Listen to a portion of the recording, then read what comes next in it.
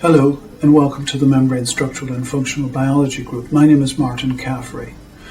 This is another in a series of JoVE articles on crystallizing membrane proteins for structure determination using the in meso or lipidic cubic phase method.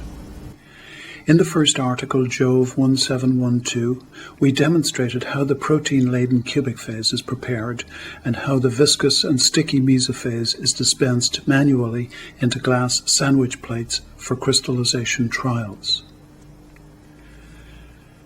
This video article will describe methods for using an in meso crystallization robot. A robot offers the advantages of speed, accuracy, precision, miniaturization, and being able to work for extended periods under uncomfortable conditions, such as in the dark or at low temperatures. Robots, when used properly, can greatly improve the productivity of membrane protein structure and function research.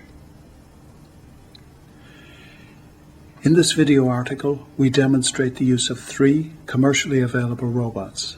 The first robot was developed in the Membrane Structural and Functional Biology group and is described in detail in reference 1. The other 2 have just recently become available and are included here for completeness. Preparing the crystallization plate. Setting up to do a crystallization trial robotically begins by preparing the base plate of the glass sandwich crystallization plate described in detail in reference 2.